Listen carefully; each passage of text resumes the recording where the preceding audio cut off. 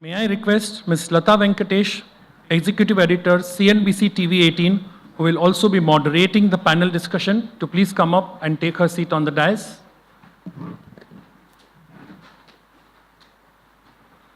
I also request Professor Abhijit Banerjee, our Managing Director, Mr. David Rasquinha, and our Deputy Managing Director, Mr. Debasish Mallick, to please take their seats on the dais.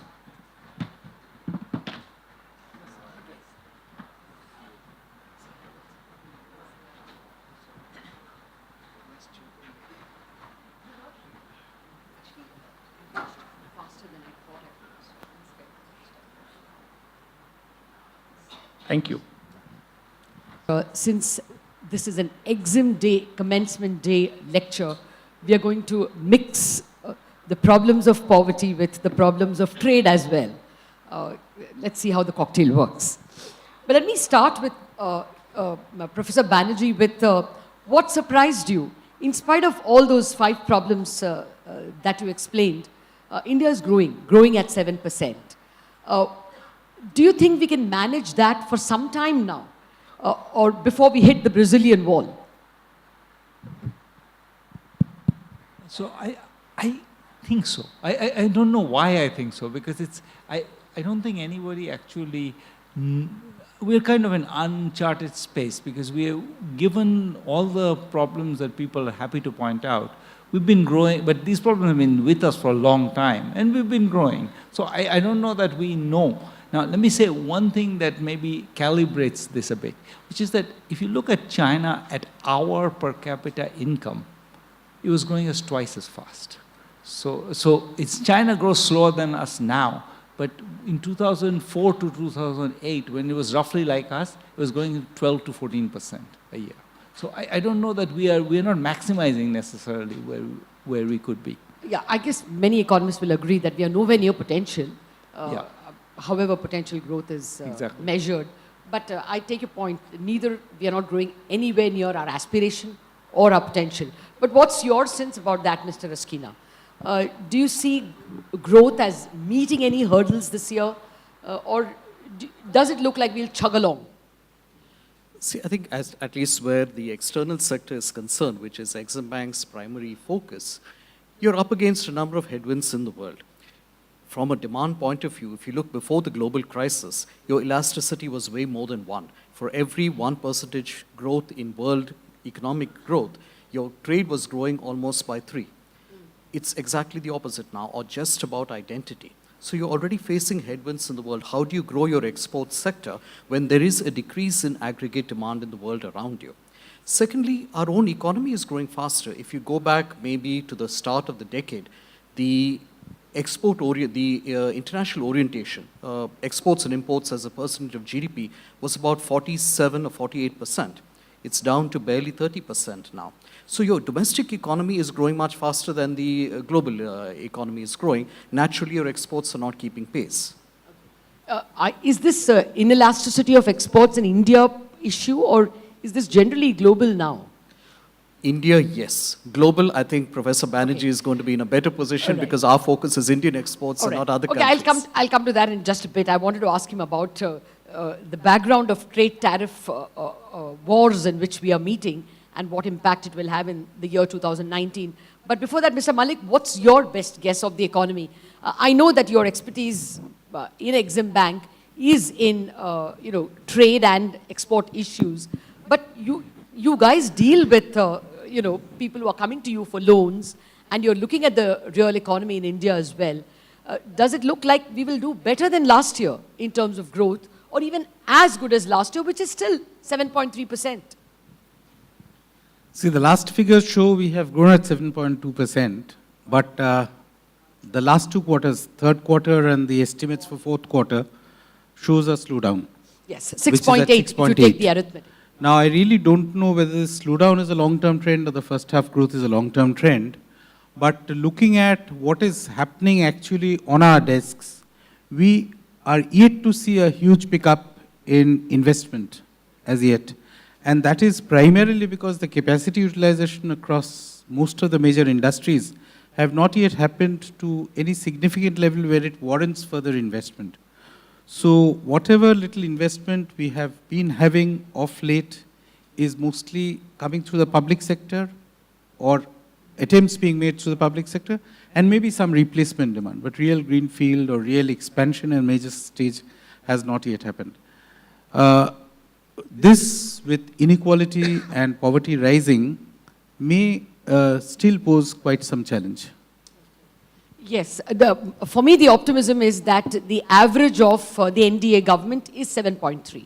So it's kind of stood the test of demonetization, it has stood the test of GST, and it stood the test of global ups and downs. 2015, when we had the huge China problem and deceleration, in spite of that, India was, growing around this same pace, give or take a few percentage points. And of course, we didn't take advantage of the global growth either, which we saw in 2017. But just to complete the growth argument, Professor Banerjee, how would you look at 2019? There seems to be a handshake on trade between US and China. Does that mean that 2019, the global economy will not be as bad? The World Bank has just forecast that it may be a shade slower in 2019. I mean, to be honest, I think that in terms of the bigger worry is a China slowdown and a US slowdown than the trade policy dispute. Because I mean, neither of these economies are massive traders. They don't trade, as a fraction of GDP, they trade less than us. So this will create some unhappiness, but for their domestic, the real force of change is China slowing down for reasons which don't have that much to do with the US. I mean, it was slowing down before Trump, and it will continue to slow down a little bit, and that, I think, is a bigger concern for the global economy, since these are some of the biggest drivers of the global economy. Okay. Well, then that puts yet another obstacle, perhaps, for India. In 2019. We could have, of course, political change as well, which could slow down things during elections usually. People take time to take capex decisions, so we could have a natural slowdown even if consumption picks up because of the expenditure involved. But that brings me actually to the election itself and the amount of poll packages that are being thrown around. Before I come to that, Professor Banerjee, you spoke about agrarian slowdown and the fact that, we are using agrarians, we are depressing prices of farm products to achieve inflation targeting. I want to bring up the general question of inflation targeting itself, and I'm not very sure whether the hike in interest rates which was used to bring down inflation actually hurt farmers at all. Is it related? Is inflation targeting creating the problem?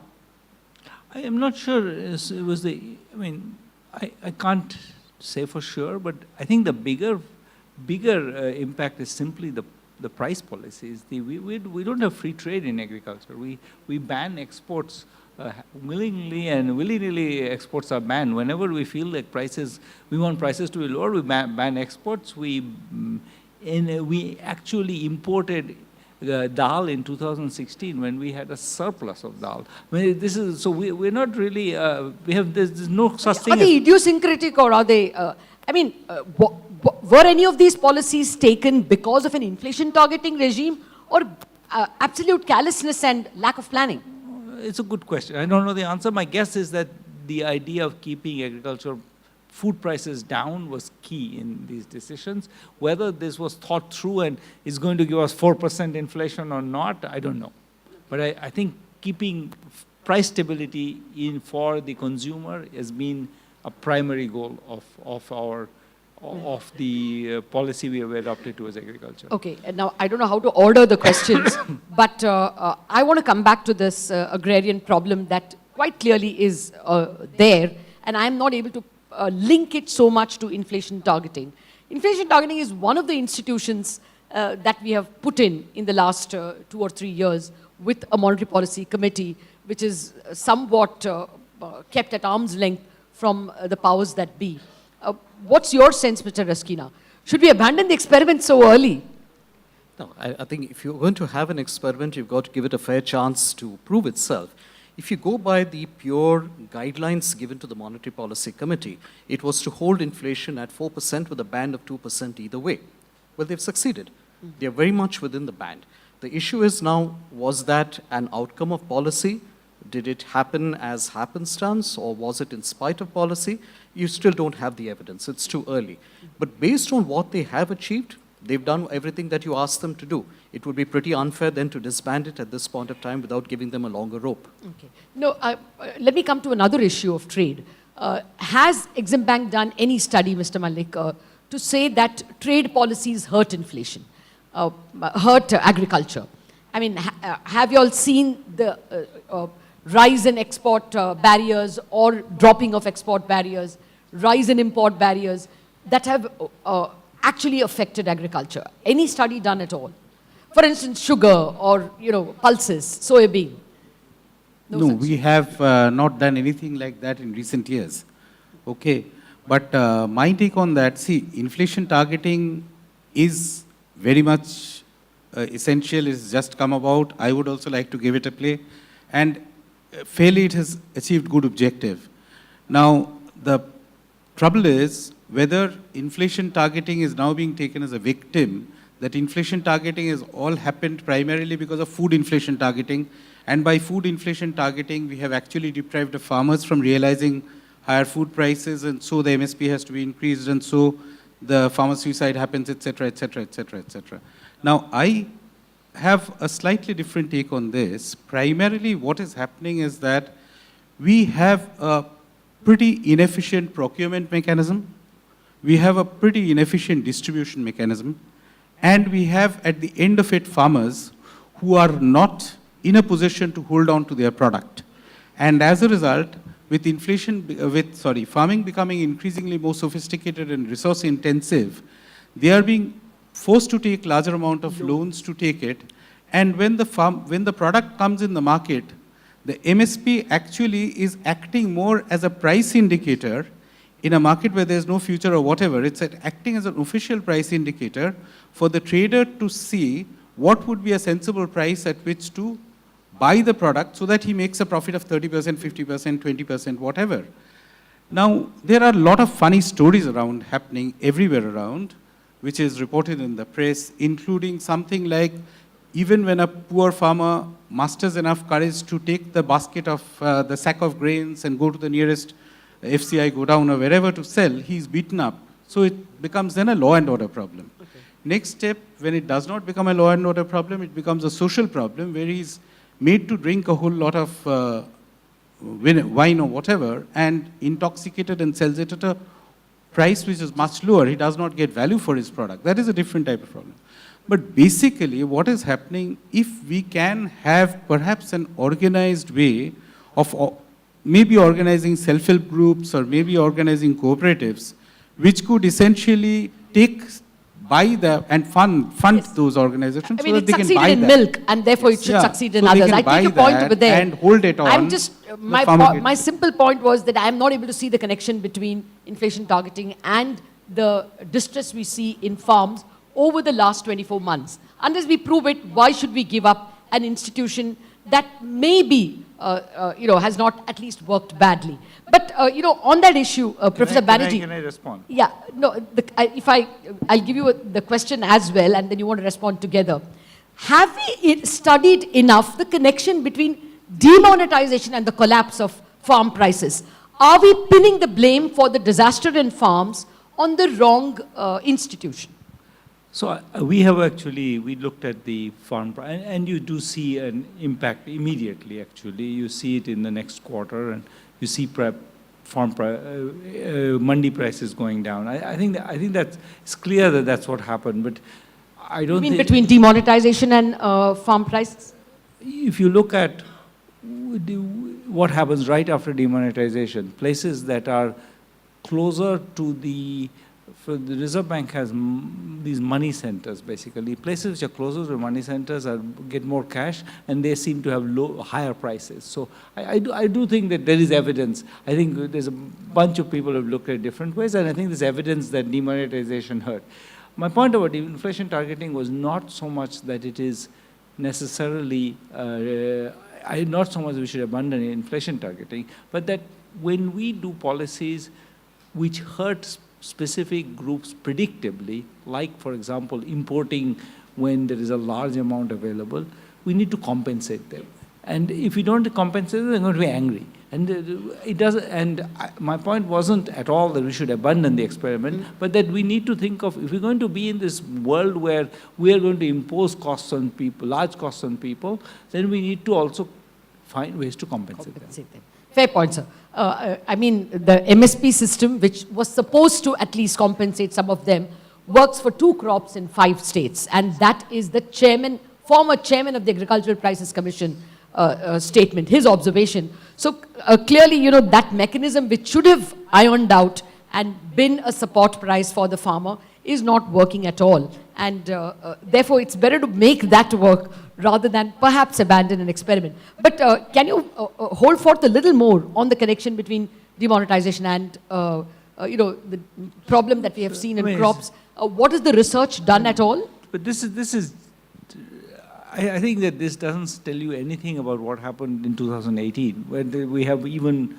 lots of distress. This is just basically the end of 2016 and the beginning of 2017, when you see it and you don't see it afterwards. Okay. So it goes away pretty fast. Okay. I mean, corresponding so it can't explain the farm distress. It cannot explain the farm. The 2017 Kharif season, where you see distress, cannot be explained by demonetization. So I don't think it's demonetization that's driving. 1 year later, the cash is back. We know that the cash came back pretty fast.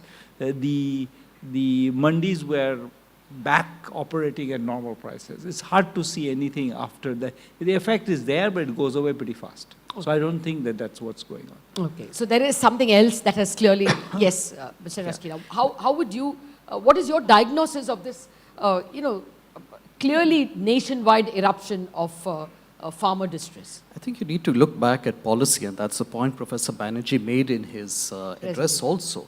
If you take a look at government policy regarding export or import of agricultural products, Professor Banerjee just now mentioned dal.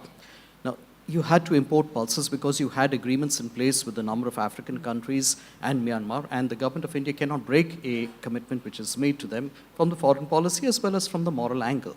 But historically, we've used government policy. If the price of commodity X is shooting up in the market, there are complaints, especially from the middle class, put a ban on the exports. What is that going to do to the farmer? It's going to drive down his income. So we've done this for onions, we've done this for grains, we've done it for I don't know how many other issues. The good news is, evidently, the government is seized of the matter. Last month in December, the Commerce Ministry took a new agriculture export policy through the cabinet. Now that says for 2 items, processed food items and organic food items, these will be exempt from these kind of special restrictions and be allowed to be exported or imported freely, irrespective of the domestic price situation. It's not the full solution, because obviously processed foods and organic is just a small part, but it's a big step towards solving the problem. And if we can then get the courage to move the next step, it could handle this. Okay. Do you think that, you know, a farm surplus is also because there is a limit up to which agriculture can go on? I mean, in India, for instance, I think agriculture is growing at about 3% per annum, and now population growth has dipped to about 1% or 0.9% per annum. So you would hit saturation limits. Are we not recognizing that problem? Is that also a middle income problem? Productivity in agriculture is extremely low. I don't think we're in any place where we are hitting any constraints, and we are seeing lots of exit from agriculture. Do you see people who say they are farmers? We look at what fraction of the income comes from agriculture. It's 20%. So people have understood. So you are getting a lot of reverse tenancy. People are letting their land to bigger farmers. We need to create a regulatory structure within which people are able to give their land to whoever is the best user, which we don't have. Right now, nobody really can give their land on a 5-year lease. A legislative constraint then? Yes. For sure, we need some way of doing that, which both protects the interests of the farmers and the small farmers and lets the land market work better. So land market doesn't really work, so land doesn't get reallocated to the best use. I think that our productivity could grow a lot if we did that. And where little bits of that happened, like Gujarat under Mr. Modi's, there was very fast growth in agriculture, globally fast growth in agriculture. So we can have 7% growth in agriculture. It's not impossible. We yes, Madhya Pradesh also did that yeah, under exactly. Mr. Chauhan. Yeah. Mr. Mallick, would you want to add anything to India's ability to emerge as an agricultural exporter? Is that something which, I mean, we are talking about surpluses in vegetables, in grains. We have definitely used imports well for the consumer, to the distress of the farmer. Now is the time to use trade to help the farmer, which we probably have not explored at all. We've always treated ourselves as a domestic economy when it comes to agriculture. Yeah, that would be an interesting turn to take for our agriculture. There is no doubt about it. Except that so far as the international trade regulations are concerned, we should have space to actually fit in our policies. A more important thing perhaps would be at certain places, our phytosanitary conditions would actually put a restriction on our agricultural exports. And you have the example readily of mango and all not being allowed to penetrate certain markets. So until and unless we do that, I think it would be quite a big of challenge. So one side we have to improve our quality, the other side we have to improve our perception. So once these two things are done, yes, agricultural exports can be a major thing. So we hit the competitiveness barrier much earlier in agriculture than perhaps we are doing in manufactured goods. Okay, that's an area to explore, which perhaps government policy will take some time. Now we come to the meat of the discussion. We are not just meeting in a time of competitive trade barriers, we're also meeting it at a time of competitive poll promises, which is almost looking like a race to the bottom at this point in time. Professor Banerjee, do you think this is heading towards a fiscal disaster? No, I mean, you know, I think that it's heading towards what we've always done, which is we're going to have an electoral cycle. We've had this before. We had loan waivers before 2009, I think. Isn't it a new high? I don't know. Not just loan waivers. I mean, the competitive promises we've now, I mean, it's not yet been announced, but the buzz is very loud that there will be a universal basic income.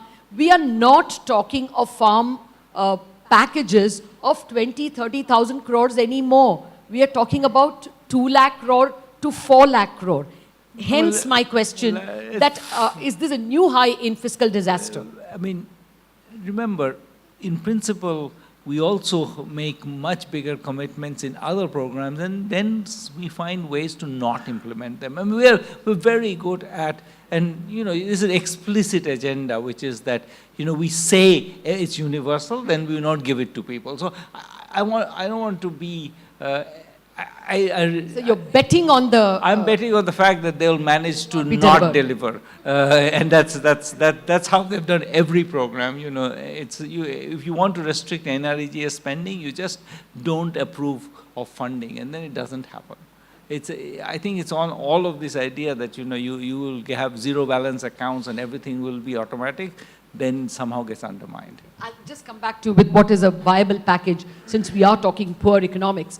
But basically, since both of you are bankers and would worry about the cost of money, are you worried that we've already bottomed out if you're only taking the 10-year bond from 7.2 to close to 7.5? Do you think we are heading into the promise, the vote on account has not yet been presented. It is possible that the pre-poll package will be presented either in the vote on account or maybe even earlier. We don't know. But clearly it looks like it's going to be presented to us in the next 3 weeks or next 2 weeks.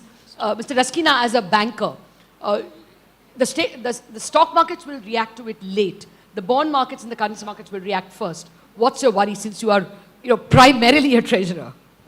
No, I'm not primarily a treasurer. Well, you were a treasurer for a long time. Well, yes. No, I think we're probably not giving the government enough credit on this. Yes, poll promises are there. They're part of a democracy. They're part of any democracy anywhere in the world. But if you look at this government, they've been pretty effective in keeping their word on the fiscal deficit for all the past 4 to 5 years. Even now, the finance minister has gone on record that he is absolutely confident of holding the 3.2% of GDP, despite the bit of a slowdown which has happened. The vote on account, I think the budget session starts on the 31st of January. And the vote on account is on February 1st, that's announced. Right. Now, the vote on account cannot have new policy measures. It can only have holding on operations. Even if you had very dramatic policy measures, which I doubt, the elections have to happen before May. There simply isn't enough time for the vote on account to be passed, money to be disbursed, schemes to be implemented before the polls. So I think it's going to be announcements rather than something to worry the bond market. Yeah, but bond markets will discount what they see 9 months down the line or 6 months down the line. Mr. Mallick, would you worry that the cost of capital is about to rise? See, I would definitely worry because as a banker and also for some time being involved in the capital market, bond market, etc., this would definitely send, what should I say, shivers down the spine of everyone who is doing bond trading and all. But really speaking, madam, if you look at it, the way things are going, and I don't mean only India, worldwide, jobs not being created, etc., I think universal basic income, transfer of money in some form or the other has to be done. There's just no way out. Whether it's India or Bangladesh or even Europe for that matter, this has to be done. This is coming as a reality. So I think what would be necessary is to have something, some method whereby we can deliver it more efficiently, some method whereby it can actually be synchronized in a manner where it is done. Universal basic income and all will come. But one thing I would like to add in this connection, 5 years back or 6 years back, when we were talking of NREGA not being the best of schemes or guaranteed food program not being best of schemes and creating hallucinations about out of control fiscal deficit and all.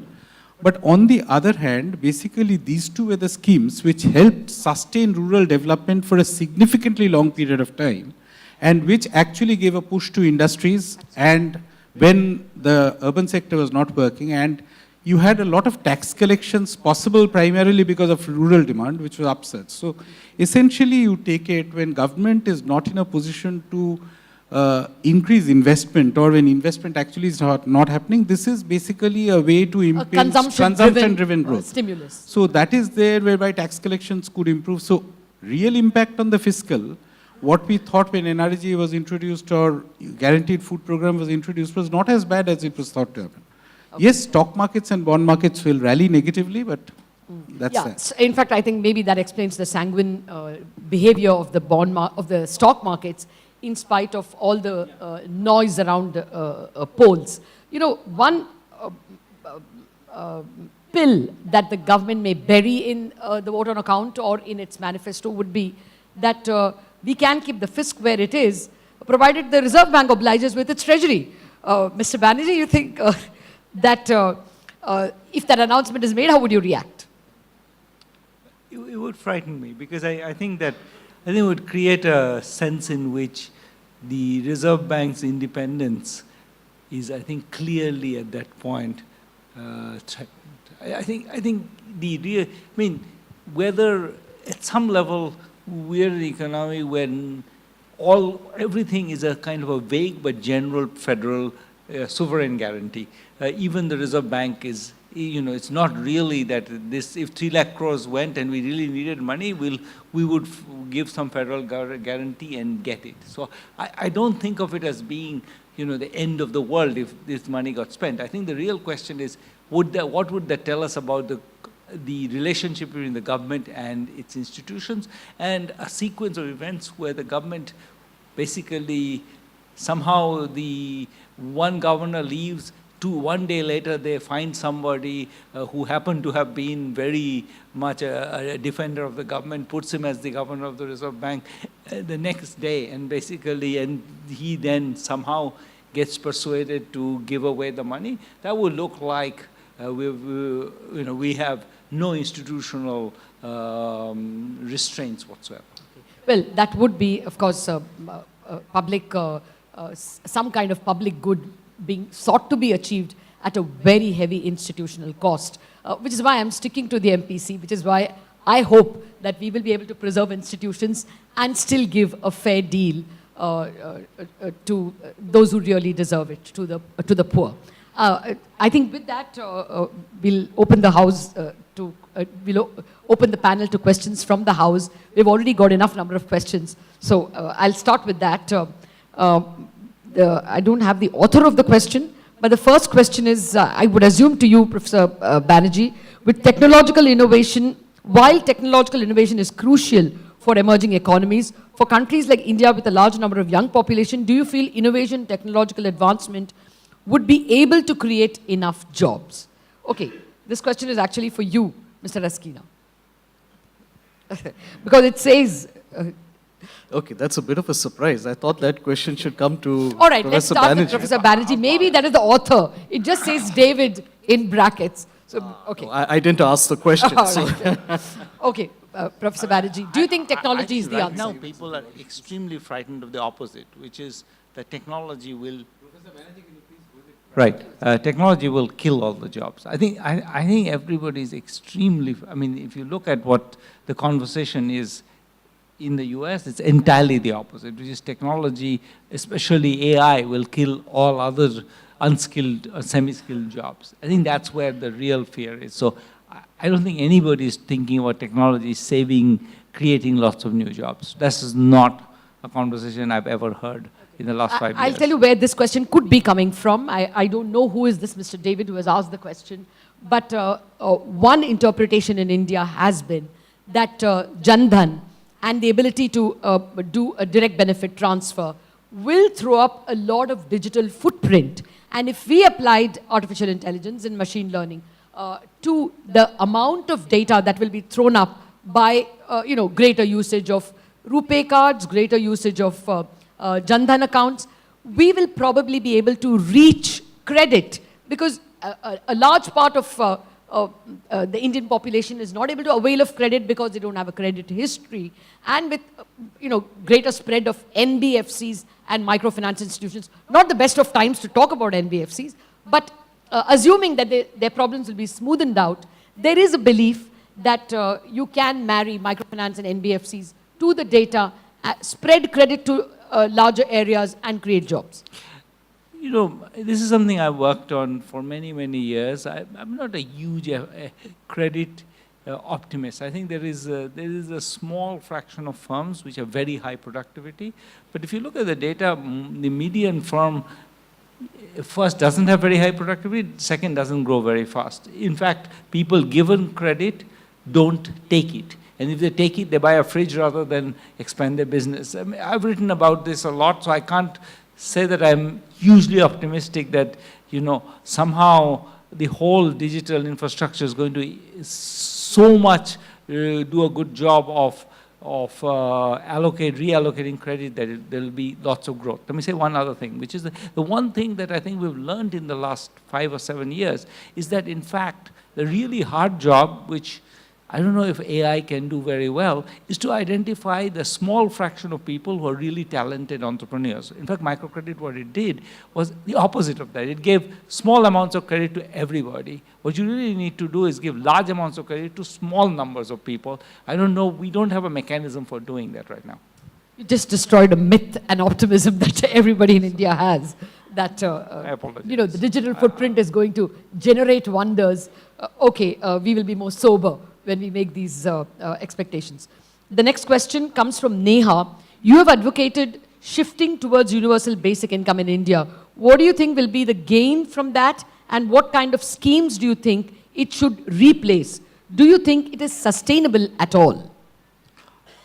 Surely, if we get rid of Narega, PDS, we could start to be able to afford it. So I think we need to bite the bullet and say that the only way there will be fiscal space for a UBI that's actually pretty, meaningful, not 200 rupees a month, but like 2,000 a month, is if we willing to make the space by cutting back on a... We have a bunch of programs. I said we have 400 programs. We can cut almost all of them, and some money will be released. So I do think there is fiscal space, but it has to be a politically very brave decision to first start by saying we're going to replace all of these with it. And whether that's on anybody's radar screen, I don't know. You know, Dr. Subramaniam also made this point when he, the former chief economic advisor, when he spoke about universal basic income 2 economic surveys ago. You know, these 400 schemes don't consume a great deal of money. The great deal of subsidies are consumed 1.7 lakh crore by food subsidy and about 70,000 crore originally by fuel subsidy, which has now come down to probably 10,000 crore or something for only kerosene. And of course, fertilizer subsidy, which is another about 1 lakh crore. But do you think politically these two can be cut?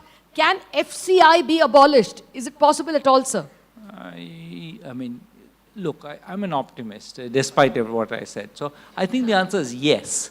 It should be abolished. There's absolute. It was a time when we really didn't have effective markets. Now goods move around everywhere. You know, people who are you know, you buy from the PDS, they buy roughly half the food they get comes from the PDS, the other half they buy in the market. So why can't they buy all of it? Why do we need FCI to move food around? I don't see a reason to do that. And I think you have to the subsidies, you have to add the discoms, the deficits of the discoms. I mean, this is a huge problem. The power sector is a huge problem, and we need to, all of those subsidies together could easily pay for a good, I mean, that's the push people should make, is that, you know, why do you want to subsidize specific groups of people when everybody could have more money? Yes, that would require, you know, a major rethink. We don't know, you know, we had a government with 335-seat majority, and which for 4 out of its 5 years had crude at about $55, $60. I mean, we didn't use that space so well. So I don't know, maybe the opposite argument is right, that probably when our back is to the wall, we will take the hard decisions, bite the bullet. I don't know. I had great hopes, and maybe that's why my pessimism. Okay, the third question comes from Nirmit. The question is, your presentation mentions that India is in the risk of falling into a middle income trap. What is the theory behind that, considering that our economy is one of the fastest growing and the largest democracy in the world? And how do you think India can avoid falling into that trap? Your views on China falling into the middle income trap as well. Okay, that's Neha and Nirmit. That was very much my first question to you. Do you think, I mean, I already said. Are you pretty sure it will fall into that trap? No, I'm not sure. I don't know that we know, as I said, we don't know why countries grow. So I don't know why. I mean, we know that. Why they will stop either. Why they'll stop. So I don't think there is, all I want to say is that I think there's no obvious evidence that we are doing the kind of thing that everybody thinks are the only thing we know is that, you know, it's useful to have skilled labor. We're not producing lots of skilled labor. It's useful to have a high investment rate. Our investment rate is falling. We just take the obvious markers. Our obvious markers are not good.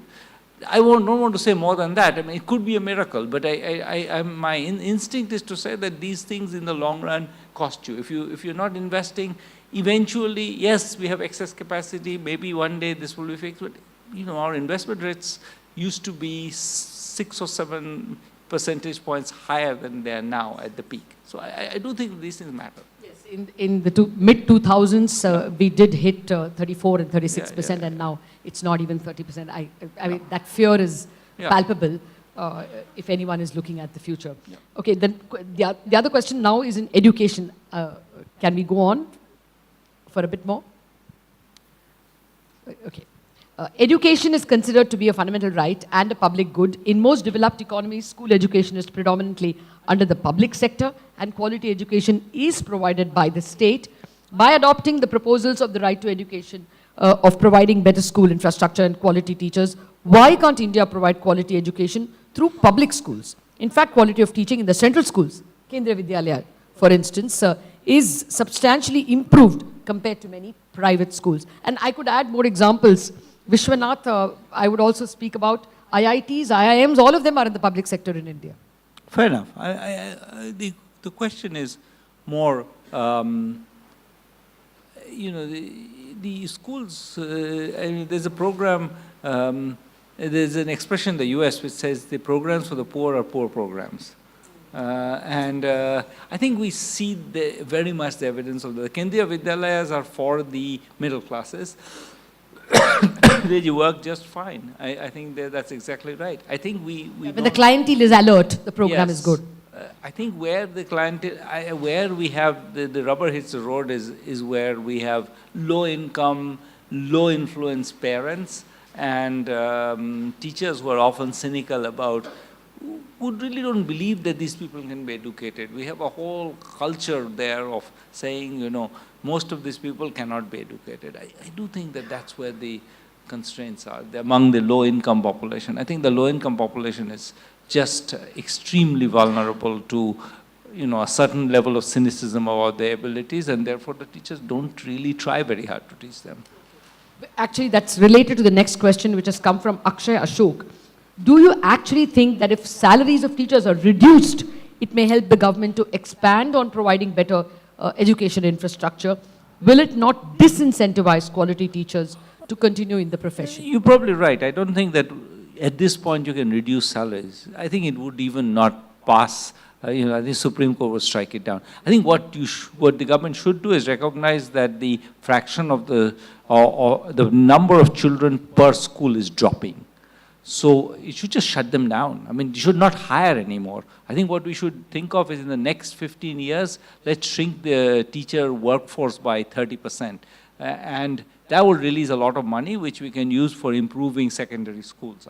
I'm not naive. I don't think that we can actually cut salaries. But what we can do is pay much higher salaries for, you know, science teachers in middle schools, where we really have a huge deficit. I mean, there was a test given of math to, I think, 8th grade math teachers, 4th grade math questions they couldn't do. Serious. So I think that's where we need to put our resources, is teaching science and math in 8th, 9th, 10th grade, etc. Okay. I think we have to call it a day for the question-answer session. But may I end with my own question, sir? The government and all political parties are on the verge of this competing offers. What is an ideal solution? If you were engaged by the UPA or the NDA, what would you advise them as the top 2 or 3 things that they should do? Forget the promise. Okay. Yeah, so let's forget the question of whether this will win them elections. I would say if you could get the current programs on the ground to run better, that would be absolutely the best use of a 5-year space. Which of 3 or 4 programs? Because as you say, 400 is not a viable number. Fix the Right to Education Act. Fix in all the distortions it creates. Create an incentive for schools based on outcomes. If children in your school cannot do basic skills, then shut them down. I think I would take that on. I would take on this idea of trying to cut the average salary structure of the government and push more people into rural areas. I think we're under-governed and we need many more skilled people. If we're going to do digital Bharat everywhere, we need also digital people in rural areas. I worked with, you know, the panchayat secretaries and they've been now instructed that they have to upload data to get money. They don't know what the upload means. I mean, we're dealing with, we can fantasize about how the world works, but there's a bunch of stuff that if we just did what we are doing, but do it better, I think we could make things work a lot better. Yeah, that's 2 programs. And I think you also said MNREGS, if that's... Yeah, so I think NREGA is still one of the programs that does work well. We might as well load up on that, improve the payment structure, make it more likely to be digital. We can do a lot of stuff to improve that program. It is an effective program. And I think coming up with some kind of effective, like maybe an expanded version of Rayata Bandhu, which is this Telangana scheme, for farmers, that would be maybe my 4th priority. But none of this comes out of, deep out of space. These are things that are already in the environment. We could just make them worked and therefore can be scaled up. The pilots have worked. Thank you very much, Professor Banerjee, Mr. Rasquinha, and Mr. Mallick. I enjoyed this conversation thoroughly. I hope all of you enjoyed as well. Thank you. Thank you so much, Mrs. Venkatesh. Thank you, sirs. As some of you would have noticed, and some of you may also be aware, Exim Bank has replaced the practice of presenting flower bouquets to guests and dignitaries with a more meaningful alternative, that is, presenting a certificate sourced from the Akshaya Patra Foundation. The Akshaya Patra Foundation runs the world's largest NGO-administered midday meal program across 12 states in India. May I now request our Managing Director, Mr. David Rasquinha, to present a certificate to Professor Banerjee for sponsoring midday meals for 20 children for a period of 1 year.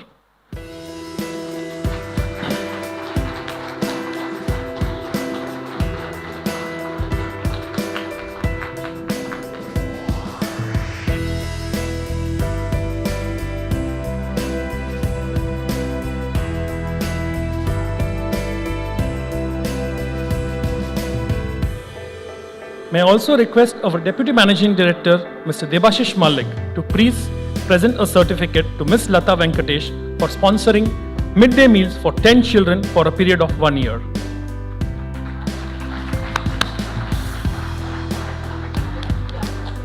Thank you.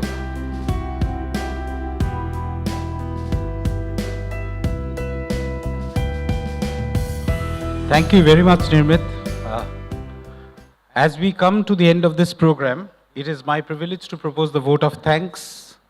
I first thank Professor Banerjee for this very enlightening lecture on redesigning social policies which you delivered. It really brought into focus a lot of things, especially for a country where, as is increasingly being told, that we are perhaps the first nation in the world which is trying to push development through a process of industrialization without having adequate number of healthy people and educated people. It's an experiment which a whole lot of social economists and social activists feel is just not possible. But we still trudge along. We have been able to clock the growth path till now. I don't know how long it will continue. But definitely it was a program which we all looked at for the last few months, ever since you proposed this particular topic, because it is something which is very important in this whole development debate, trying to pursue development by a country which does not have adequate number of trained manpowers or adequate number of healthy people.